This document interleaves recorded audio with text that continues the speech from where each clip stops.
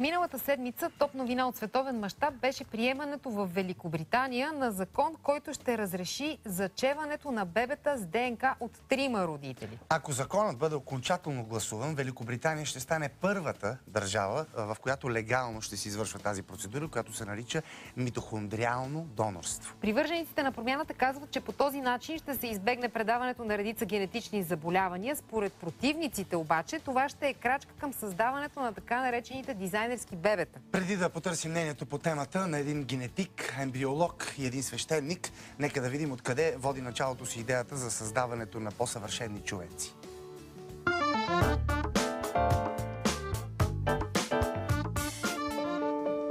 Да бъде създаден съвършен човек без генетични болести, с висок интелект и издръжливост и красив външен вид.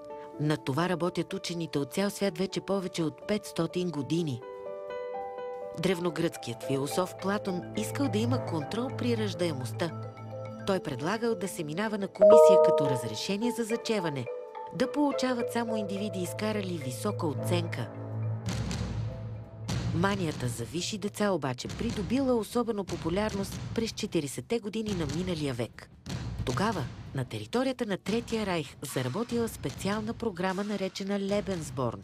Тя била ръководена лично от Хайнрих Химлер, който изпълнявал мечтата на Хитлер за създаване на висша арийска раса. В този проект влизали доброволно висши нацистки офицери, доказали лоялността и качествата си и красиви и здрави момичета. Били създадени ферми за развъждане на деца, които растяли при строга дисциплина и надзор. Тези деца обаче били презирани от обикновените хора и след падането на нацистка Германия били гонени и малтретирани. Една от най-известните личности, плод на проекта Лебенсборн, е Ана Фрид Лингстад, или както я знаем, Фрида от АБА.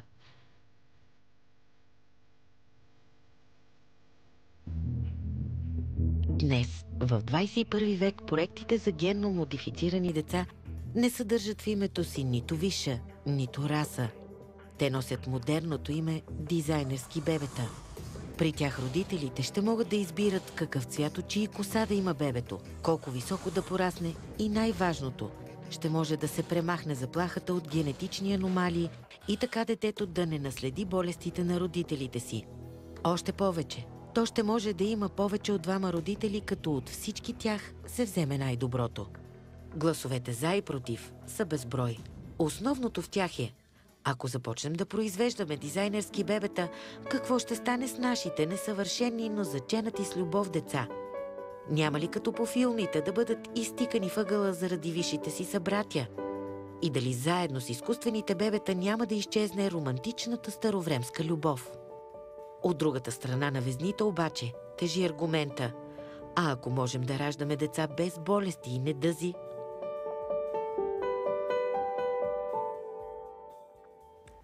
Новина от близкото бъдеще ли ще е първото българско бебе заченато от 3 родители? Ще ни кажат сега специалистите. Доцент Георги Милошев, който е ръководител на лабораторията по генетика към БАН, и доцент Пламен Тодоров, ударението не знам как е, ембриолог. Не прекрачваме ли границата? Важен въпрос. Ще попитаме протосингел Ангел Ангелов. Здравейте. Здравейте. Здравейте. Отче. Може би най-напред да ни кажете вие как на практика става възможно това едно бебе да има 3 родители? Сега, 3 е малко разширено понятие, защото се има предвид, че се вкарва ДНК от митохондриите, което е страшно малко на фона на общото ДНК. Значи 0,1% е това ДНК, което практически е почти нищо на фона на другото, което е в ядрото. Все пак има намеса на трети човек, но как е процесът нагледно за нашите зрители да си го представим? Най-общо става дума за една техника, която идеята на която е, както споменахте, да се избегнат някои наследствени заболявания, които са много редки. Това първо искам да кажа. Става дума за около 40 болести, случват се много рядко. Значи, ако едно заболяване, честотата му е по-малко от 1 към 2000, се смята редко. В тези случаи е някъде 1 към 5000. Едно дете е увредено, може да се роди на 5000 раждания, но въпреки това, все пак това са тежки заболявания, които се предават чрез митохондриите от майката, така наречената митохондриална наследствено, следствие на увреждания на митохондриите. А митохондрите с тези малки елементи, които обикалят в клетката ли? Доколкото Не, те са малки частици, структури на клетката, които всъщност отговарят за енергетичния обмен, за енергетичния статус. Те всъщност преработват хранителните вещества в енергия, дават енергия за съществуването на живота на клетките. Ако нещо се увреди тази система, вече съответно възникват заболявания, които са доста тежки. И най-просто казано се взимат от митохондриите на третия човек, тези, които са здрави, Да. и се слагат в клетката на бъдещата майка. По-скоро обратното. Значи, по-рано се правеше, имаше опити в Америка, не опити, а действително това се правеше, се инжектираха здрави митохондрии края на 90-те години в яйцеклетка с увредени. Има родени около 50 деца, но общо взето методиката нямаше особен ефект, тъй като там оставаха и болни, и здрави митохондрии. По Агенцията по храните прекъсна тази работа, значи има забрана. А сега идеята е по-скоро обратното. Вземат се, значи, ядрото и се... Голяма разпродажба на градински стоки в Мусил Бриколаж. Ела и виж неустоимите ни предложения с отстъпки до 60%. За градински мебели, басейни, шатри, чадъри и техника за косене. През август в магазините или онлайн на Мусил Бриколаж БГ. I played my way. Обичам обувките и цената им. Дайхман.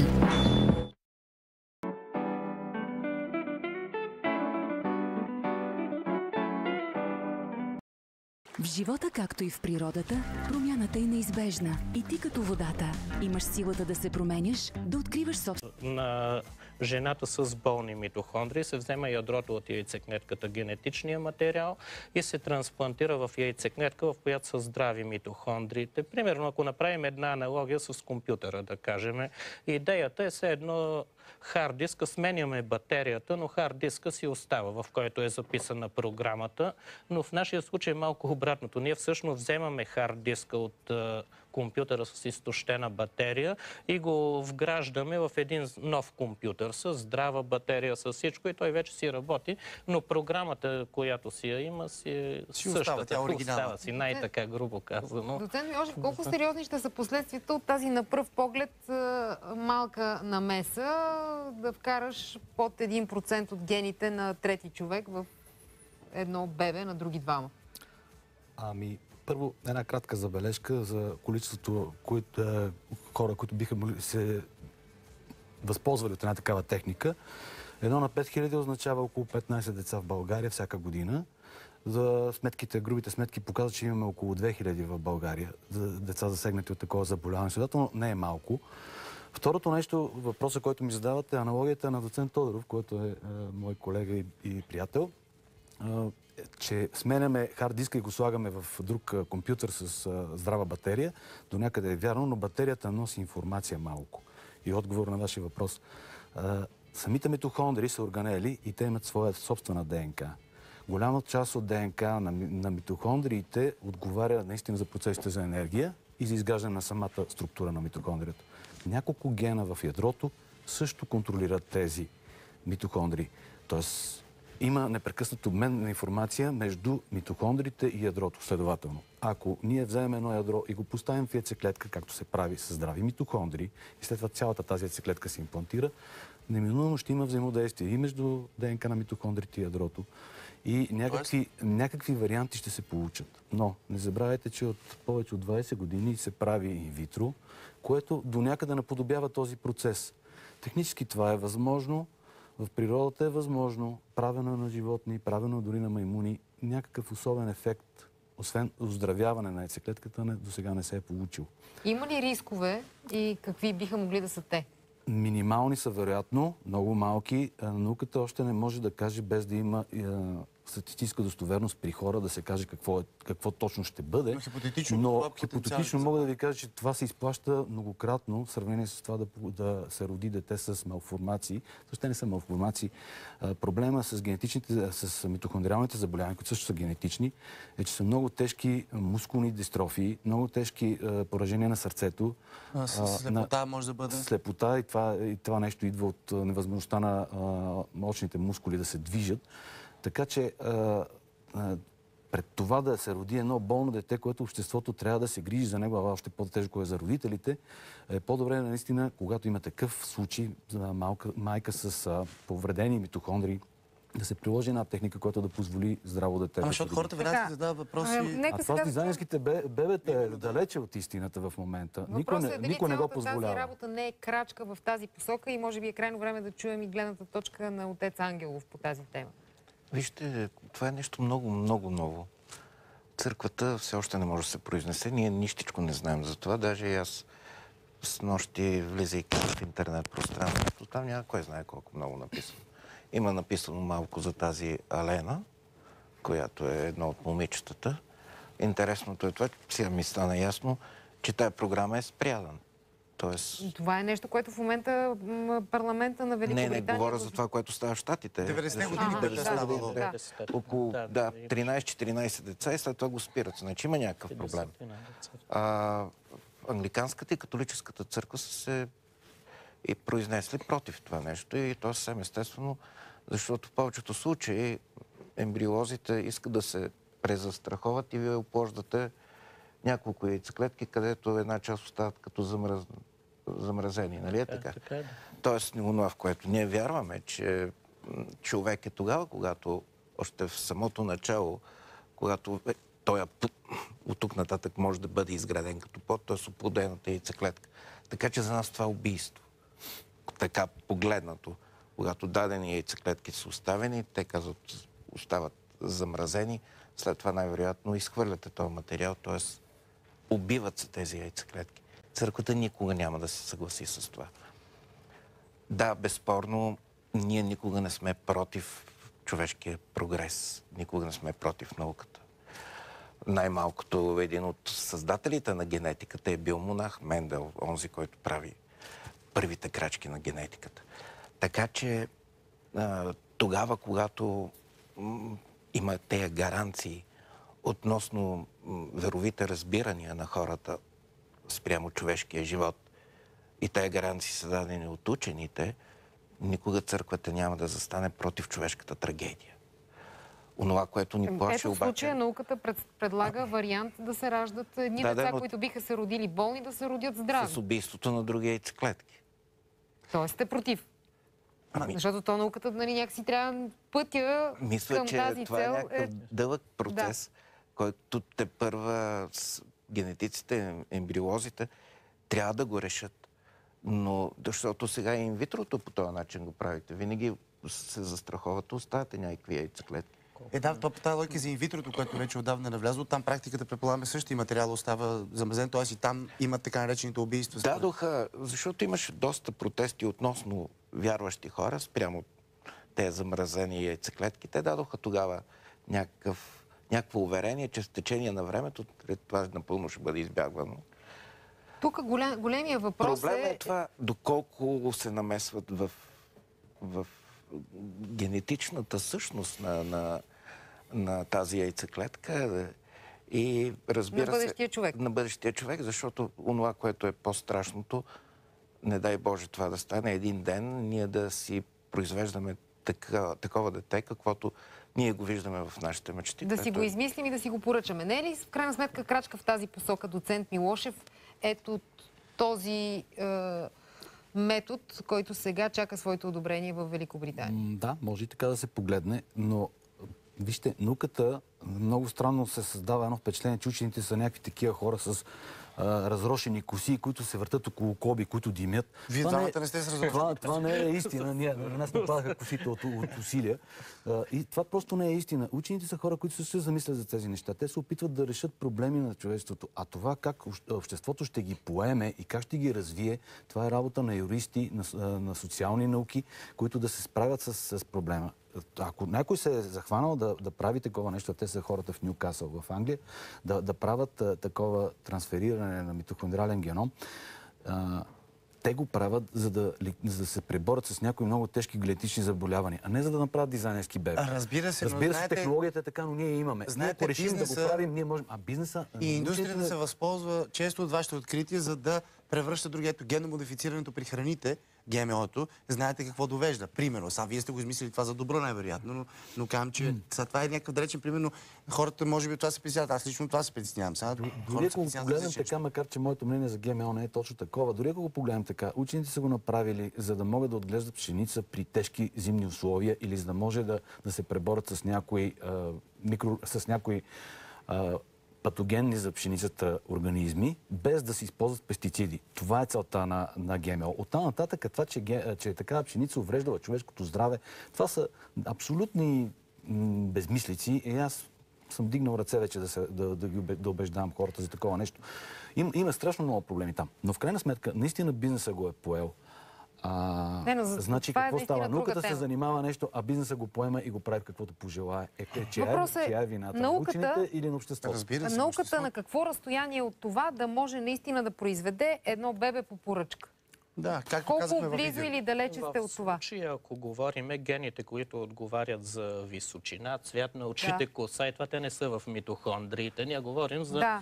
Те са в ядрото, така че за момента поне този въпрос не подлежи на дискусия. Че от другата страна... Следващата крачка, да речем, според вас, колко време би отнела на науката като възможност? Години, може би няколко години технически възможности има, но има някои работи все още недоработени, но аз не виждам и нищо лошо. Какво се разбира под дизайнерско бебе? Това е едно дете да е здраво, хубаво, умно. Разбира се, това примерно да съм брюнетка с кафяви очи и изведнъж да реша, че искам да имам синеоко русо дете, защото така ми харесва. И никой няма да си позволи да го направи. Това значи, ние имаме и много строг контрол. Все пак сме европейска държава и директиви европейски, и наш контрол в България, и пациентските организации.